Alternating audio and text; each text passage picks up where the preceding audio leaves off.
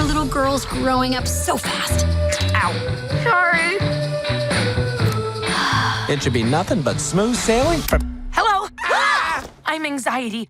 Where can I put my stuff? A new emotion. Oh, I'm sorry. We wanted to make such a good first impression. What do you mean, we? Inside Out might be the best Pixar film ever made. Heck, it might even be one of the best films ever made. Pete Docter's 2015 animation managed to somehow make those pesky feelings and voices inside our heads accessible and easy to understand for both children and adults. The film's central message, you need all your emotions, none of them are bad, felt almost groundbreaking because no one had said it out loud before. At least, not with this much charm and honesty. When Inside Out 2 was announced, you could almost hear the collective groan let out by film fans around the world. We didn't need, or want, another Inside Out film because, frankly, how could it ever match the magic of the first one? But a sequel we got. And it's our pleasure to tell you that Inside Out 2 is absolutely delightful. We return to Riley's head a few years after the events of the first film. Joy is still very much running the show, but she's now giving more space for her fellow emotions: sadness, anger, disgust, and fear. All is going well until Riley hits puberty and more emotions show up at headquarters. The newcomers, ennui, envy, and embarrassment, are led by anxiety, who boots the old gang out of their headquarters, claiming Riley now needs more sophisticated emotions to guide her through life. Much of Inside Out 2 follows the structure of the first film. Joy and the other old emotions have to get back to headquarters to get Riley, who has been whisked off to a hockey camp where she's torn between old and new friends, back on track. The repetitive structure of Inside Out 2 is by far the film's biggest weakness, but the ending is what really strikes a chord. Pixar has been very vocal about the new belief system that they're introducing for Riley.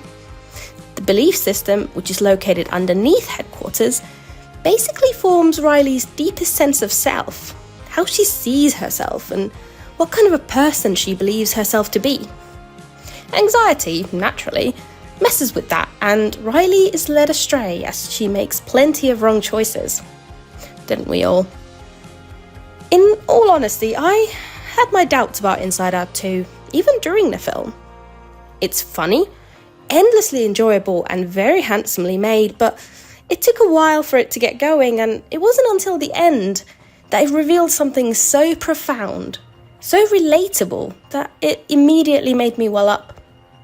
Once again, Pixar has nailed the very core of Inside Out, perfectly showcasing the messiness and ugliness of being a teenager. It's rare that we see a panic attack in an animated film, Puss in Boots' Last Wish notwithstanding, but we see one here. Inside Out 2 manages to convey just how overwhelming those moments of panic and anxiety are, and what goes on inside your head. It complicates our ideas introduced in the first film and expands on them.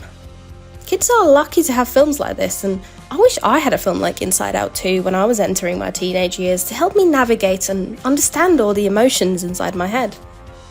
The voice cast are in pitch-perfect form again, with Liza Lapiro and Tony Hale as Disgust and Fear, seamlessly taking over from previous voice actors Bill Hader and Mindy Kaling. Out of the newcomers, Maya Hawke as Anxiety is given the most to work with, and she's a joy to listen to, as is Amy Poehler as Joy.